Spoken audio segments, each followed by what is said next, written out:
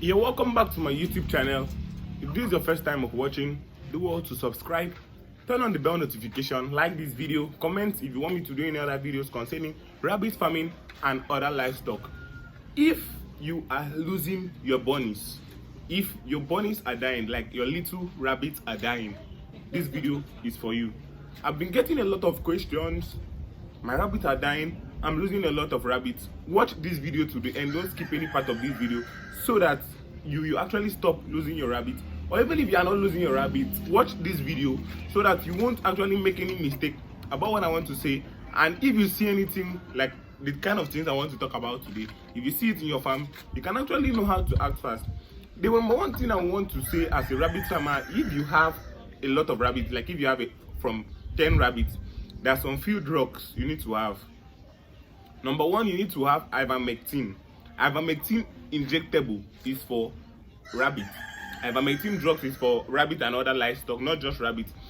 It cures mange. It cures mange is skin infection, ear canker. It also cures sore hawk. It cures a lot of things in rabbit farming. So this ivermectin drugs is an injectable drugs. Is actually very important, so you need to have it. That is the number one drugs. Then the number two one you need to have is the sulfadimidine. You need to have this particular one also, because this particular one cures diarrhea, and you also, a rabbit that is not eating, you also help the rabbit to eat also. Then the third drug you need to have is multivitamin. Multivitamin is also very important. In case your rabbit is not eating, it will help your rabbit to eat very well. Another one I'm going to be talking about, the fourth one, is dog spray. When I say dog spray, a lot of people say, why?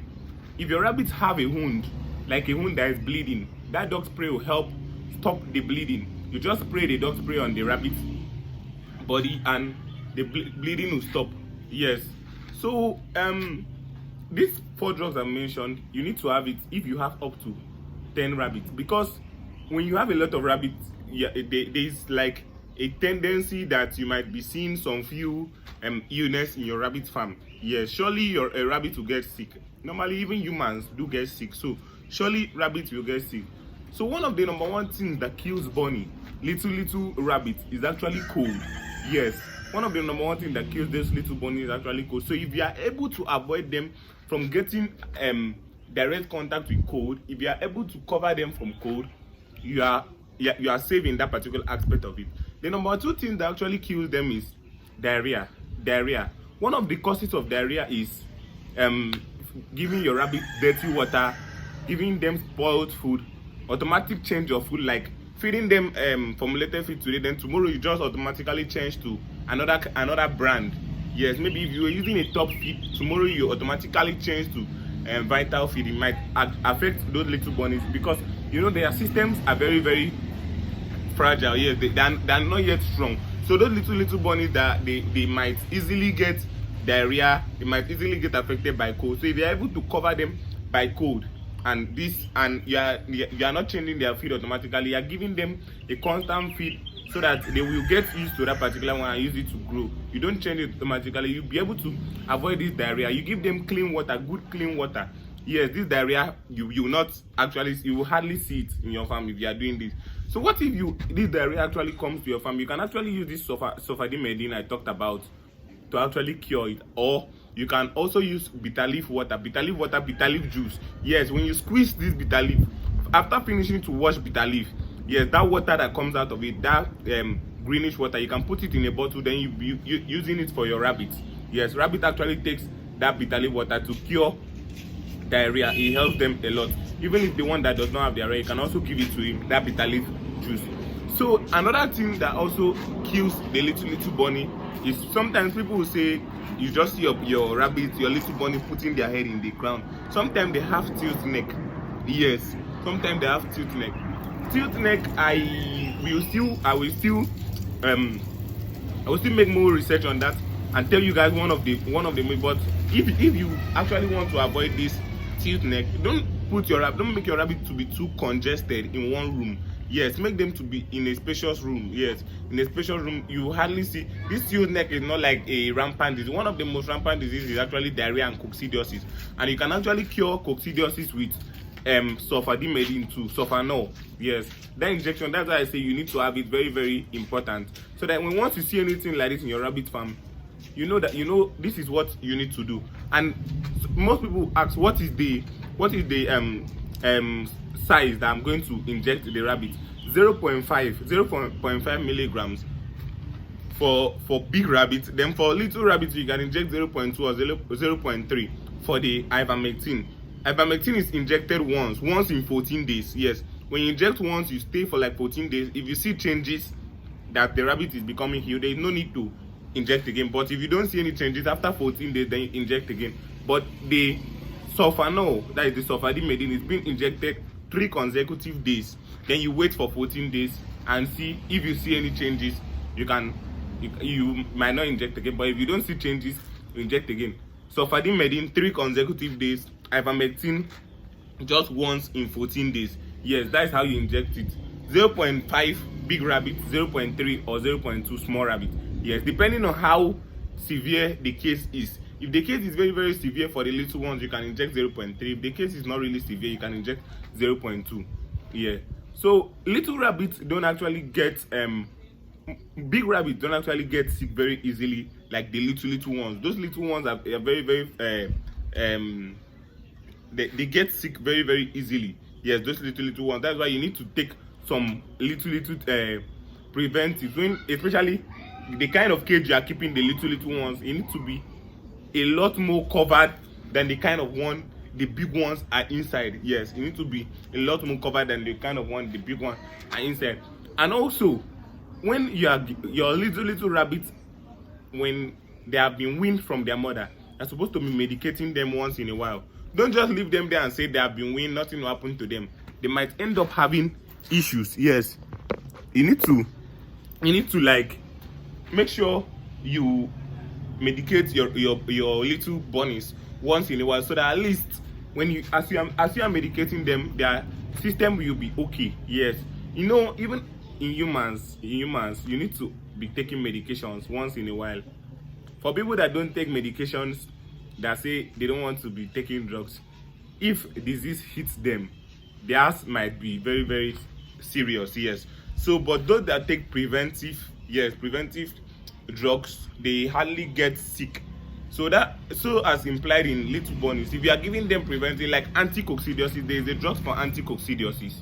You can actually be giving that to your little bunnies, and you won't be seeing deaths, like a high number of mortalities in your farm.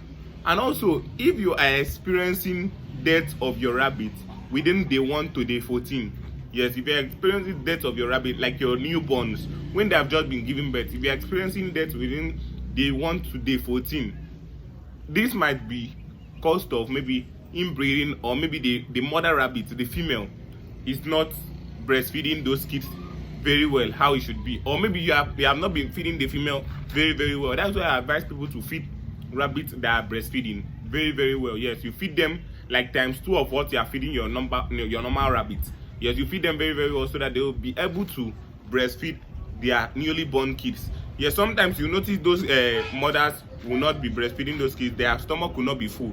You need to be force feeding them, because if you leave them there, they might end up dying. And one thing with those little bunnies is that once they are weak and they can't suck the breast milk, even if you put in the mother there, they won't suck it.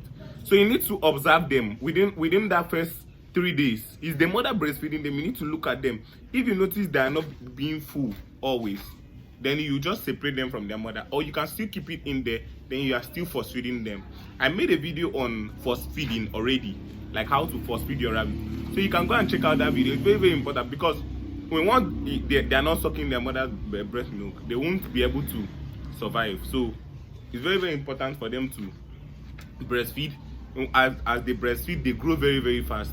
That's why you see sometimes a rabbit that gives birth to 5 kids, you notice that they are growing more than the one that gave birth to 10 kids. Yes, 10 kids, 9 kids. Those one that gave birth to 5 kids, they will be growing bigger. Not that one that gave birth to 10 kids is not breastfeeding her kids very well. She's still breastfeeding, but they struggle for milk in the one that gave birth to 5 kids is not really much. So if the mother is breastfeeding them very well, you notice they will be growing well, and their stomach could be very big. It will just be as if they have bloat, but they don't. Their stomach could be very, very big. So it's very, very important for their mother to breastfeed them. And also sometimes people complain that their little bunnies do die at 1 month, maybe even 1 month plus. Their little bunnies do die. Most times this is as a result of what you feed them. Yes, you know, they are just being weaned from their mother breast milk to solid food. Yes, you should mind the kind of feed you give them. You should mind the kind of leaves you give them. Examine the leaves you feed to those ones. Make sure those leaves are very, very clean. Yes, or you give them feeds.